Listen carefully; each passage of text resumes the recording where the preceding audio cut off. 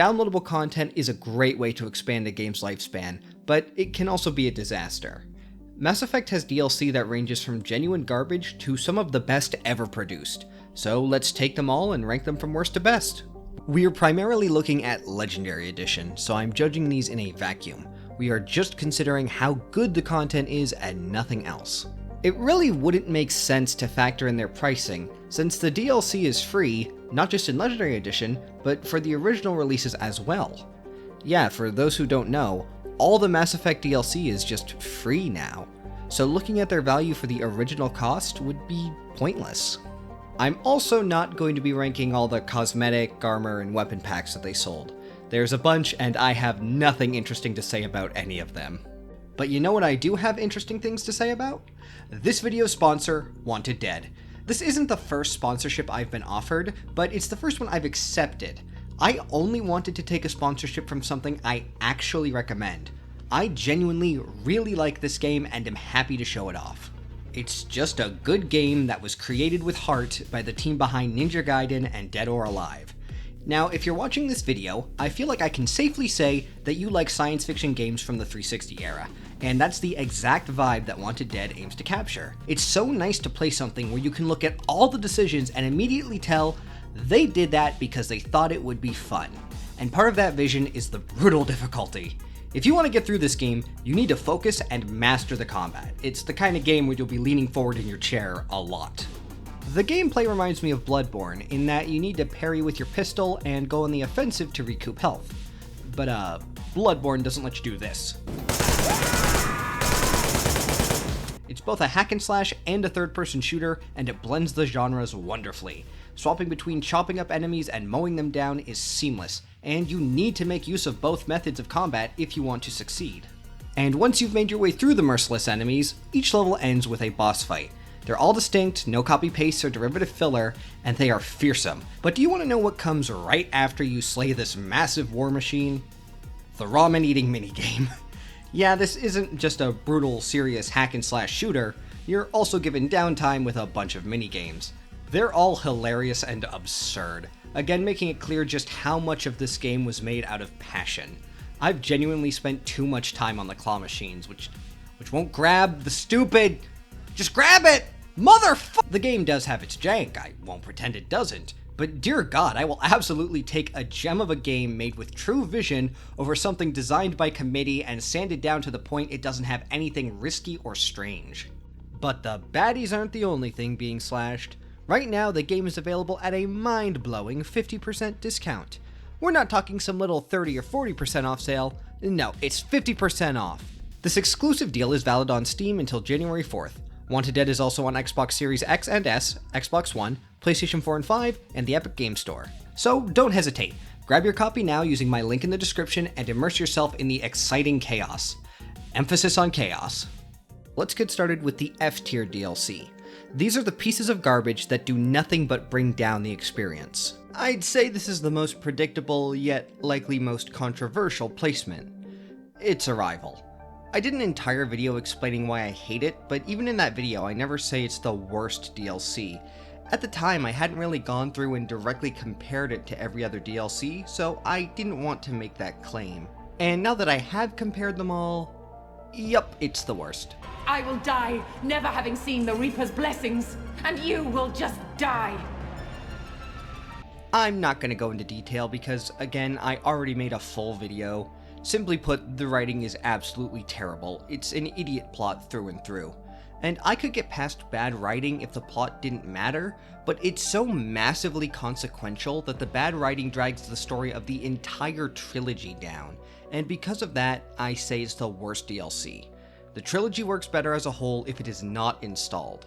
Also, why do Batarian helmets only have 2 eye holes?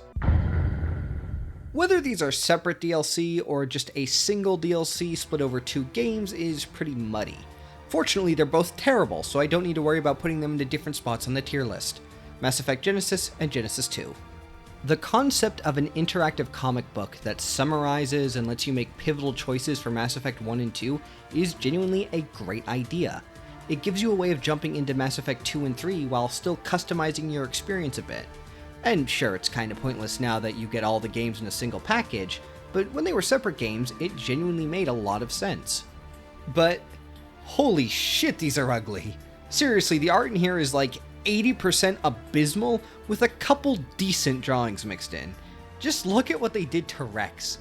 Look at this! Fortunately, Rex is smarter than he looks. The presentation is awful in this DLC, which is nothing but a presentation! As for which of the two is worse, well, they're both bad, but they're bad in different ways. As a summary of the plot, Genesis 1 is terrible. It leaves out Pharaohs entirely, and sure, the Thorian is rather tangential, but the Prothean cipher? That's kind of an important thing to mention. But beyond that, it doesn't explain the Geth at all. The main bulk of the villain's army is straight up ignored. How the fuck do you leave them out? They never even say the word Geth. If a new player is supposed to be learning the story through this, then that's an unforgivable omission. Genesis 2 does a much better job at summarizing the plot. It actually explains who the main force you're fighting is, but now they've butchered the choice-making aspect. Genesis 1 is a terrible summary, but it at least works as a way to make the most important decisions if you want to do a playthrough of 2 without playing or replaying through 1. The decisions in Genesis 2 are just shit. You don't get to make any choices on things that have a big impact in Mass Effect 3, like Malin's data or Tali's trial. Instead, it's these weird abstractions like, do you stay loyal to your crew, or do you resolve the conflicts? Why are these the choices you're putting before us? Now, I get that Mass Effect 2 was more about a bunch of smaller choices, so it couldn't as cleanly fit into the style, but it could have been done a lot better than this. Even when a choice is really easy to boil down into 2 options, it's still presented very weirdly. They also don't give you all the romance options? You can't choose to romance Thane or Jack, but they do let you romance Jacob, who goes on to fucking cheat on you in 3. Why is it set up like this? So, I guess 15th place goes to Genesis 2, and 14th place goes to Genesis 1. Sure, it sucks as a summary, but the ability to choose what happened on Vermeer is nice. It gives you a lot more control over these choices that are made automatically for you when you start a new game. Genesis 2 is fucking worthless on that front. Although with Legendary Edition, I'd say worthless is a pretty good description of these DLC overall. And now we're into the D tiers. These are the ones that are... well, they're still really bad, but they have at least 1 or 2 things I like. Poor Pinnacle Station, the only DLC not brought back for Legendary Edition, and nobody cares. It's sad, because I feel like it's the content that would have benefited the most from Legendary Edition. The reason it's so low is because it's just a combat sim in a game with bad combat. But the remastered gameplay is genuinely fun. Pinnacle Station would have been actually enjoyable if it wasn't in a game that played like shit. And that's not even speculation. A certain DLC from a later game pretty much took everything in Pinnacle Station and did it again, but better. But sadly, we have to look at the only version of it that exists. And hoo boy, it sucks. The combat modes are an imbalanced mess of nonsense enemy spawns with terrible AI. And there's this final mission which is just hundreds of the same enemies swarming you.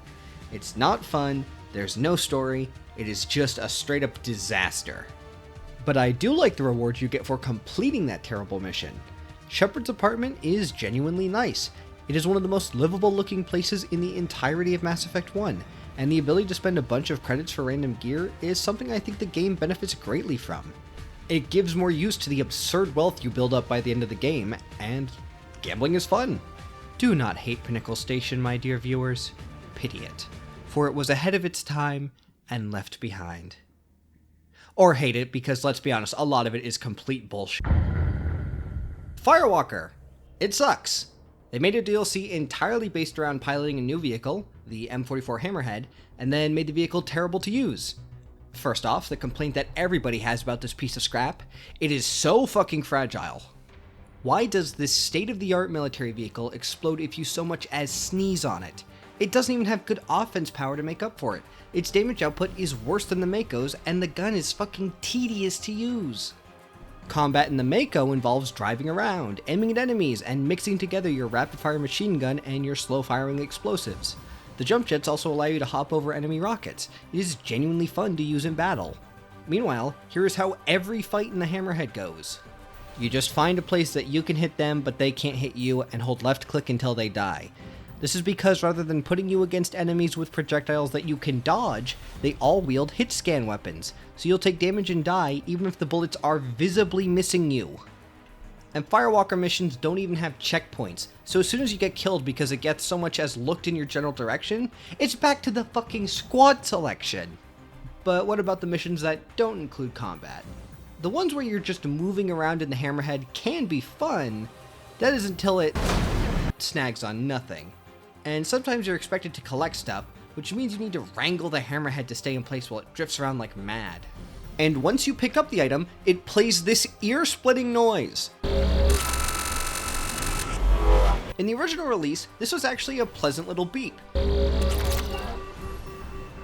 The only change they made to the Hammerhead in Legendary Edition wasn't making it stronger or any better to use. No, it was replacing the nice beep with this awful sound. So why? Why is this terrible DLC in D tier and not F tier? Because technically, to beat the main story of the DLC, you only need to do Rosalie Lost, Volcano Station, and Prothean Site. Survey sites located is optional, and is by far the worst part of the DLC. If you just do these missions, it can sometimes approach almost being fun. Like, escaping an active volcano in the Hammerhead is genuinely a good set piece. And now we're in C tier. These are the ones that I think have genuine quality to them, but they're just not super fun. In 11th place is the Normandy crash site. It's cool and genuinely gives some nice closure, especially for Presley, who got ruthlessly snuffed out in the first 5 minutes, but overall it's just kinda dull. You just walk around while fuzzy still images pop up, place a statue, and if you're feeling feisty, collect your helmet and a bunch of dog tags. I do like that you get the crewmate's name whenever you pick up a tag, and it's a really nice touch that those names are on the memorial wall in 3, but it's just not that fun to slowly traipse around plucking up shinies. It's painfully obvious that this thing had practically no budget. There's not a single piece of recorded dialogue in here.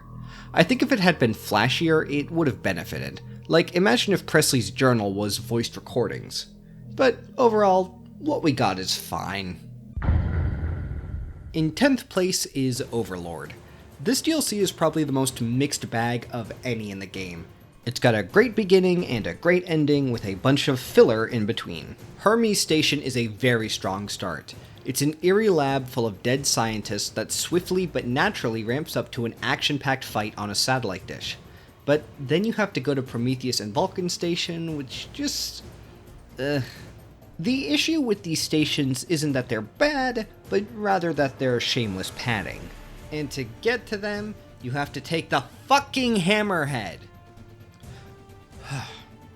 I do like the idea of driving yourself to the stations through a nice looking map, but the issue is that there's fucking nothing to do in the map. Sure, there's these collectibles, but they do literally nothing. In the original release, it was just for an achievement, and that achievement is not in Legendary Edition. So they do nothing. Why remove the achievement? And if that was truly necessary, why not just add some cash reward for each data packet you pick up? Why did you do this, BioWare? Anyways, you don't go to these stations for anything relevant to their designs, you go because to get to the final lab that actually matters, you need to travel around and hit 3 buttons. It makes it clear that this is just busy work, so the DLC is a decent length. But once you've eaten your vegetables, you can go to Atlas Station and get your nice dessert of a viscerally brutal gut punch. Holy shit, the ending to this DLC. It's an absolutely heartbreaking scene that also functions as some very heavy social commentary. It is sadly all too common for neurodivergent people to have those that are supposed to protect them end up using and abusing them instead, and I think the game represents this quite well. I won't say it's tasteful, it's not supposed to be. It's supposed to be disgusting because this kind of treatment is vile. It's supposed to make you think through discomfort, and it definitely succeeds. So yeah, it definitely has its highlights, but overall it isn't really fun to play through. And now we're in B tier. This is the stuff that I think is genuinely quite good content, but it's not got that spark that the highest tier DLCs do. It's definitely good, but not necessarily great. And in 9th place is a DLC that I saw quite a few people say is a contender for the worst DLC in the series, which I wholeheartedly disagree with. Omega. First off, the gameplay of Omega is a ton of fun. I don't think that's really even up for debate. Mass Effect 3 has great gameplay overall, and this DLC utilizes it really well, while adding new powers that are a ton of fun. What people tend to dislike is the story, but I don't agree. In Mass Effect 2, I found Aria annoying. It just felt like she sat on her ass acting like a hotshot while being terrible at her job. But this DLC made me like her. You get to see the cracks in her character, and you get to make her squirm. You can even leave her straight up scared of you in the end. But alongside that, you get to see her at her best, her clever planning and ruthless calculus to take back Omega. It makes her a much deeper character. I've seen people say that they wish they could overthrow her, but that would be incredibly stupid on Shepard's part. Aria has always been somebody who lives up to her end of the deal and repays her debts. Killing her would just create a power vacuum and gain you nothing. It would be a bad decision. That's why you can't do it, guys. People will also complain that Shepard is forced to go along with what she says. And yes, you will always go along with her overall plan, but it's the only plan you've got. And frankly, it's a pretty good one. And even with that, you're given a ton of opportunities to directly undermine or ignore her. It's just a really dumb complaint. Anyways, besides the gameplay, Nyreen is great as well. She's genuinely just really charming and likable. Her dynamic with Aria is great, and I like the interactions that Shepard has with her as well. The biggest downside is her short screen time and her death scene. The main problem with her death is that the things she takes down with her, the adjutants, aren't that dangerous. They're supposed to be, but it feels like you could very easily just handle this group of them. Imagine if instead of adjutants, it was banshees or something equivalent to them in strength. Sacrificing yourself to take out a bunch of them feels much more justified. Frankly, the adjutants are a disappointment overall. They're set up as these really threatening and unique enemies, but end up feeling pretty much the same as brutes. So yeah, that's why Omega's in B tier. It's good, it's fun, it accomplishes what it sets out to do well enough, but it's also got flaws that hold it back.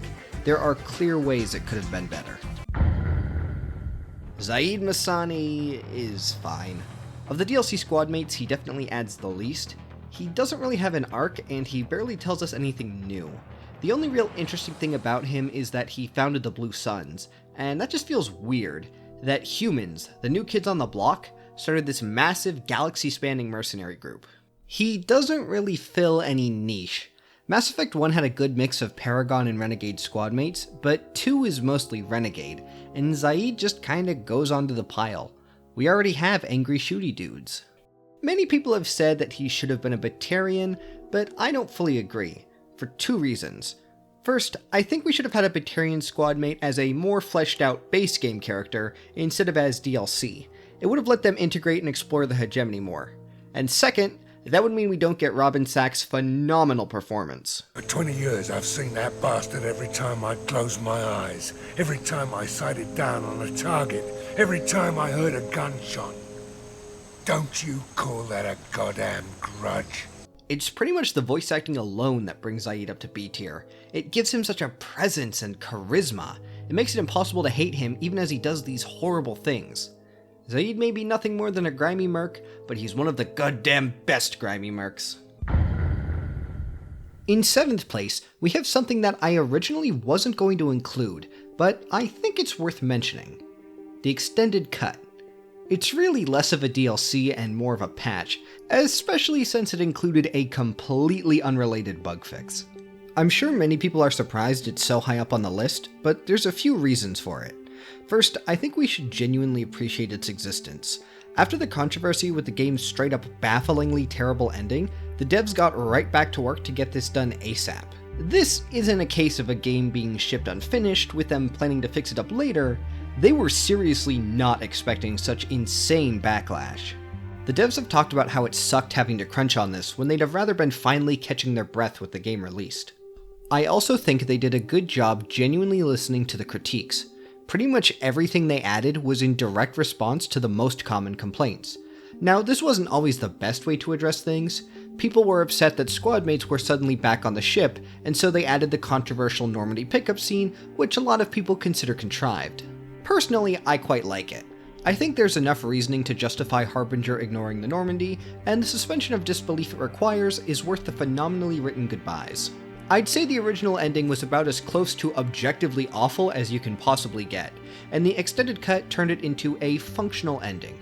Sure, I think it definitely still could have been a lot better, but with this DLC, finishing the trilogy leaves you satisfied instead of infuriated. And now we're in A tier. This is where the damn good stuff is. These aren't perfect, but they're undeniably great. I know I said I wasn't gonna rank any weapons, but I had to make an exception for the Casa Locus. This gun is the only reason that playing a power-focused class is tolerable on the higher difficulties, where even the Varen get protection. It's just so nice to use, even if the sound it makes while shooting is straight up goofy. It easily earns its spot in A tier. Although, I feel like I'm forgetting something. Oh right. Jokes aside, I genuinely really like Kasumi. Trapped inside a Reaper. Could be worse. Don't know how, but I guess it could be full of rats. Whereas Zaid suffers for being another renegade in a sea of anger issues, Kasumi is one of the few fully Paragon characters, and pretty much the only one you have until you get Tali later in the game. It means she actually fills in a pretty solid niche as somebody who's just chill and polite. Her loyalty mission is also really enjoyable. It's super cheesy, but in a fun B-movie way. It's cool to help out on a heist, and it's paced very well, where no section overstays its welcome, and the combat is tough, but reasonable enough to handle early game, because let's be honest, you want to do this ASAP to get that sweet, sweet Locus. It's a DLC where every individual piece is great, and it all comes together quite well. Bring Down the Sky is like the opposite of Arrival. Rather than using an asteroid to wipe out a Batarian colony, you're trying to stop Batarians from using an asteroid to wipe out a human colony. But most notably, Arrival fucking sucks and Bring Down the Sky is really good. It's interesting to look at it in retrospect, because you can see how the design philosophy had started to shift. Shepard's dialogue is punchier, the environments are better, and the overall tone is more violent. It really feels like the first step into the direction that they would end up taking Mass Effect 2. Of course, part of that is the Batarians. This is their first appearance, and it absolutely fucking nails them. In the base game, Batarians are almost a boogeyman. You hear a lot about them attacking and enslaving people, especially if you went with a colonist background. The DLC had a lot to live up to with their portrayal, and it stuck the landing. Also, while the plot is similar to Arrival, structurally it's exactly like Overlord. You go to 3 facilities to hit the off buttons before moving on to the finale. But in Bring Down the Sky, the facilities are just the same generic building as all the base game warehouses, as opposed to creative layouts, but it actually works better here. Shutting down engines propelling a meteor towards a planet is just much more engaging than lifting a lockdown. The torch facilities are also much smaller, so they don't overstay their welcome, and despite being a generic building, the interiors are actually very distinct. Each facility had a different designer, and they got into a competition to see who could make the best building. I genuinely wonder if this competition contributed towards Mass Effect 2's huge improvements in environment design. So yeah, it's a fun DLC that nails everything it sets out to do. Ooh, Javik! Javik! Oh, you're lucky I'm looking at you entirely in a vacuum, Javik, because if I was factoring in that day 1 DLC bullshit, you'd be much lower on this list. For those unaware, Javik was sold as DLC from the day Mass Effect 3 came out, so he was essentially base game content that they lopped off and sold for a price, but he has now since returned to the base game. Looking at Javik entirely in a vacuum, he's damn good. Stand in the ashes of 1 trillion dead souls and ask the ghosts if honor matters. This silence is your answer. Mass Effect 3 is the opposite of 2 in that you've got a ton of Paragons in your crew, and Javik works well as a true renegade just as Kasumi worked well as a true Paragon. It's even better here though, because while the squad mates didn't really interact with Kasumi in Mass Effect 2, you get a ton of interactions between Javik and the rest of the squad, his ruthlessness and abrasive demeanor clashing with the level-headed ones. His interactions with Liara are especially great. He's genuinely a super interesting character. There's the obvious Prothean perspective that he brings, which is really cool, but it goes beyond that. If you encourage him to use the memory shard, you learn that he is essentially the Prothean Commander Shepard, one left as a completely merciless husk of a man after losing everything. It's a really interesting reflection, because if Shepard went through what Javik did, they'd almost certainly end up in the exact same spot. As for the other stuff in this DLC, his gun is quite distinct and his recruitment mission is pretty good as well. It's cool to go back to Eden Prime. However, it's quite a difficult mission for one you want to do immediately. Overall, it's a solid package with a really good character who, thanks to Legendary Edition, is finally back in the base game where he belongs.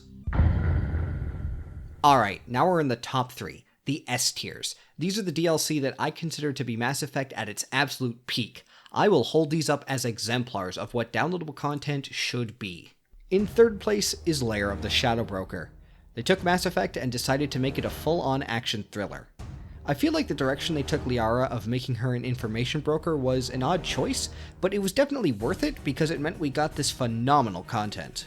The villains are memorable and oozing with charisma, the gameplay is fun with some great set pieces, and the writing is as sharp as it gets. It's just a DLC that's phenomenal from conception to execution. Remember how I said that Normandy Crash Site clearly had no budget? Well, you can just feel the backing that Lair of the Shadow Broker had. It's so polished, so extravagant, and absolutely chock full of memorable moments. I also love the Shadow Broker's ship. It's such a cool concept that makes both a fun level and a neat little bonus area once you finish the DLC. All the companion information and security camera footage is such a nice little bow on top of an already amazing package. However, it does really suffer from a complete lack of squadmate interaction. They didn't get any voice actors back for this, and it means that you have Shepard and Liara constantly conversing, while the third squadmate just tags along mutely. This is especially jarring if you've brought Tali or Garrus, who have known Liara for just as long as you have. I think this DLC's complete disregard for the other squadmate is best represented in this part, where Shepard gets Liara out of danger and leaves their other squadmate, even their love interest, to get fucking bodied by a flying desk. But yeah, the DLC is pretty much perfect outside this sadly ever-present issue. In second place is Leviathan. There's a surprising amount of people who do not like this DLC, but in my experience, a lot of times the reason for that comes down to them wishing the Reapers never had their origins explained. I really disagree with that sentiment, however. Mass Effect has always been a series that explains everything. That is part of its charm, that it feels like you can look at basically any aspect of the world and dig into it to find more and more information that all weaves together. It would have felt really unsatisfying to just never get any semblance of an explanation on what the deal is with the main antagonists. Also, let's be honest, Mass Effect 2 took their mystique out back and put it down violently with Harbinger's Shepard obsession and the Human Reaper. By Mass Effect 3, the series had to explain where the Reapers came from in order for the story to feel complete, and I think Leviathan does an amazing job with it. Because of the nature of the trilogy and the fact that Leviathan was DLC, we know that what we learn in it was not planned from the start, but it does such a good job making it feel like it was. For an example of what I mean, look at the Thorian. As I said earlier, it was always a rather tangential being that didn't really have much bearing on the story as a whole. It was just a weird old plant that operated kind of similar to a Reaper, but with this DLC it becomes so much more interesting. The Leviathans and the Thorian are the only creatures we encounter that were allowed to evolve for numerous cycles. They evolved entirely separate from each other, but are so similar, and together they show us something. The absolute apex of evolution in Mass Effect is to become a ringleader who exerts their will over lesser species. This is what happens when life is allowed to advance past the 50,000-year cycle. This is the end goal of evolution. It makes this random single mission antagonist from the first game feel like they had been a brilliant piece of foreshadowing that stared us in the face the entire time, when we know for a fact that's not actually the case. The entire DLC is like that. It's just genuinely really well thought out and makes the series in its entirety feel more planned out than it really was. This does have one downside though. You get the mission really early, and it feels odd to have such massive revelations at that point in the game, and then just go back to what you were doing. It works way better as one of the very last things you do. At least it's easy to put off. Hackett doesn't, force you into a video call where he talks about how urgent the mission is. I'm sorry, where was I? Oh right, another thing I love is how much agency your squadmates have in this DLC. They are incredibly proactive and competent. compare it to the DLC of Mass Effect 2, where they are constantly sidelined and straight up inept. In this, they're genuinely on top of shit. Edie and James show up to help you in Bryson's lab entirely of their own volition, and it doesn't feel contrived or too convenient. It feels like loyal members of your crew showing up to help you on a vital job. And even besides that, they're very active in the missions as well, such as this part where one of your squad mates will get a code from a terminal and then read it out to unlock a door. It would have been way easier on the devs to just have Shepard do that, but instead every companion has recorded dialogue for this. And because it feels like your squad genuinely has your back throughout this, it makes the ending where you have to delve into the deep ocean entirely on your own feel way more isolating. If the squad mates had been mute like they are in Mass Effect 2's DLC, this wouldn't have had nearly the same impact. I think Leviathan is Mass Effect at its peak. It's not a mix-up or change of pace, it is pure Mass Effect through and through, and it's so damn good. I mean, come on, what else was gonna be number one? It's obviously Citadel, a genuine love letter to the series, the characters, and the fans. And while this DLC is best known for its comedy, I actually want to talk about something else first. The sheer amount of content in this expansion. It's actually insane just how much is included in Citadel. Remember what I said about Pinnacle Station? Yeah, Citadel just has a much better Mass Effect 3 equivalent of that DLC inside it as a bonus. You get an apartment and a combat sim that even has a mini quest line which culminates in the same way. And none of this is the actual meat of the DLC. No, the meat is the quest line, the squadmate hangouts, and the party. I cannot overstate how fun the quest line is, and it's so cool how you get your full squad involved. I've seen people call it Shepard's loyalty mission, and that's such a great description. It's a problem that is undeniably personal to Shepard, and they all gear up to help you out. It genuinely feels nice seeing your squad have your back to this degree. And the squadmate hangouts, man, these are great. Not only do you get scenes with the squad of Mass Effect 3, but you also get to hang out with all the squad mates from Mass Effect 2 as well. The not dead ones. And the thing is, this genuinely makes Mass Effect 2 better. Most of the squad mates have very little screen time in the base game of 3, and Citadel finally gives the closure that was missing, especially for a romance Jack and Miranda. Not only that, but they also made them all usable as squad mates in the combat sim. This was going so far above and beyond, it's awesome. It's incredible that they brought back all the voice actors for this. It really brings so much together. And Zaid in Citadel was actually the very last role that Robin Sachs played before he passed away, and the DLC came out about a month after he passed. He brought his A game until the end. What could possibly be more important than Zaid Masani not getting bested by some fucking kids game? You really want one of those plushie toys? Goddamn right I do. Now, the biggest critique that the DLC faces is that it is very tonally at odds with the rest of the game. Mass Effect 3 is bleak, and when you go into Citadel, you're suddenly in a full-on comedy. However, I think it's integrated pretty perfectly. Having Hackett and Anderson essentially force Shepard onto vacation means that you don't feel guilty taking it easy for a while. The Normandy needing repairs means that you would need to just be waiting around on the Citadel either way, and the storyline with the clone is serious enough that it does genuinely need to be taken care of, but also silly enough that it's justifiable for the characters to be so blasé about it. I think it really does the game good to have some goofy fun in it. If you're drowning in sorrow all the time, you lose perspective. Citadel reminds you of what your life could be like if not for the Reapers, and the ending cutscene does a good job getting you back into the tone of the main game. So, I guess it's back to the fight. At least we threw one hell of a party. Probably the last one. That doesn't sound like my girl. You'll find a way to win. And when this is over, I'll be waiting for you.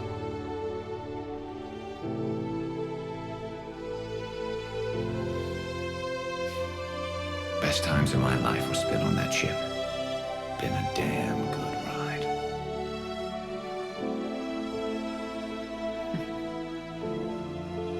The best.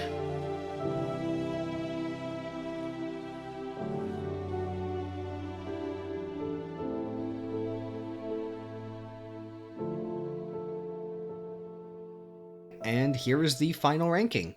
There's a lot that ranges from good to amazing, with a few massive missteps. But hey, that's pretty much the series as a whole, isn't it? What could be more fitting? Thanks for watching, folks. Thank you to all my patrons, and an extra special thanks to Audie T, Amy Lech, Connor W. Jones, Ilya Kukushkin, and Samuel Wagner.